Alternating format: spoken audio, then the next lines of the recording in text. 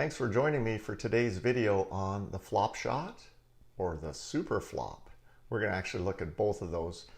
Those are shots that you'd use around the green side when your ball has just missed the green, but you don't have a lot of green to work with, which means that the flagstick is cut on the near side pretty close to where your ball is.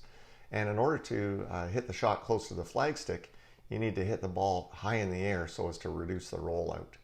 Now these super flops are a lot of fun. The flop shots, the super flops are going to get into the difference when we get out there on the golf course itself. But these are a little intimidating at first. With a little bit of practice, it's a tool that you want to add to your arsenal when you're trying to lower your scores and become a better player. If you're new to this channel, make sure you click on the subscribe button and tap in that notifications bell so as not to miss out on any future content. I've taken the time to pre-rate this video for you using my hope rating system. So the hope rating system scale starts at 56, easy, goes up to 156 as difficult, and 113 is the average difficulty. And what we're really talking about is concept of the video, what I'm trying to communicate to you, and how difficult it is to communicate and to grasp. And we're also talking about, hey, what happens when I go to master this skill and take it on the golf course? How difficult is that? I hope you like this video. It's got a hope rating of 124 for the concept, and it's got a hope rating of 143 for the mastery of the skill. In other words, acquiring the skill so you can use it on the golf course. Right now, let's get you the straight goods on the flop shot and the super flop.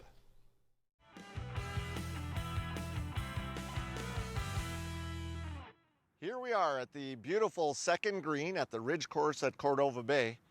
Fantastic location to hit flop shots and super flop shots, and I'm going to take some time today to let you know what the difference is in those two shots as well. They're high, soft shots nearby the green, and what you use that height for is to reduce the rollout upon landing. In other words, the descent angle as the ball comes back to earth is quite sharp. So I just wanted to show you a little bit of what goes on with loft on this shot. The loft, of course, is the angle that your golf club has to get the ball in the air.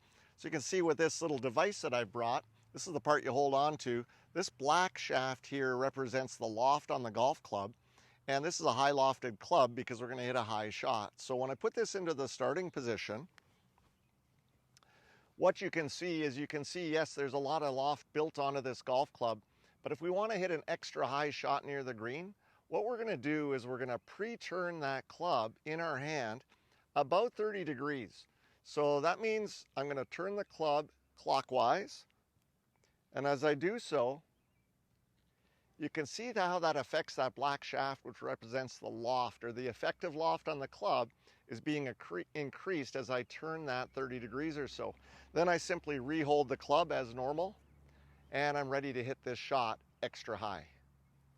So we've chosen a lofted wedge, which means a sand wedge or a lob wedge, and we've actually pre-turned that out a little bit clockwise for you right-handed players.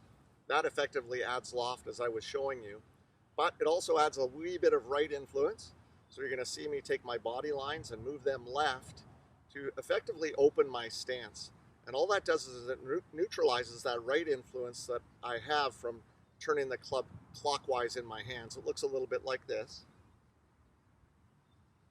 where you can see my body lines are actually left or open. So I'm going to take a wee swing here. It's going to be a very gravity-fed shot because I've got to interact with the ground, not just tickle the grass on this shot.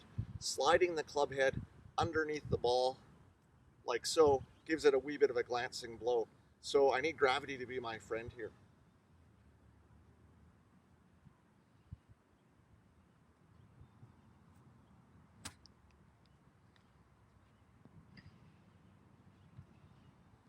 Not too badly. So on occasion, you're going to have to hit one extra high. Now, it's a fairly rare deal, but sometimes, especially in match play situations, your opponent may be in for a score of 4 and you're hitting your third shot. You just have to get it close to stay in the match, in which case you have to hit one extra high. So again, go to your most lofted wedge, and some people will even add a wedge to get even more loft for this type of shot, especially on modern courses which have elevated greens and little collection areas near those greens. But let's show you what it looks like when we do a super flop. I'm going to get a wee bit lower to the ground here to affect a shallower angle, slide this club right under the ball.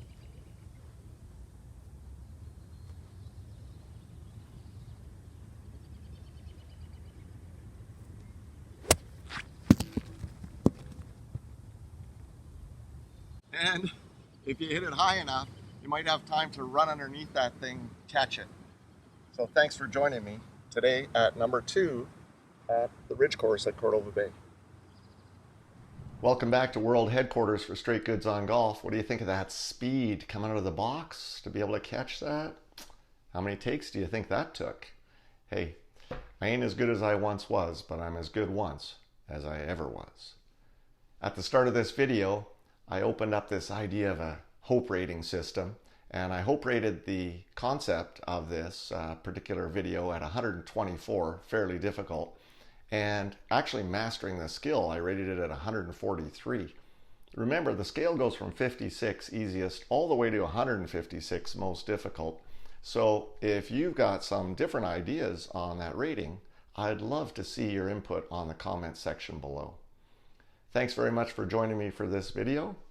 If you enjoy this Straight Goods on Golf stuff, make sure you subscribe to the channel and hit that notifications bell so as not to miss any future content on Straight Goods on Golf.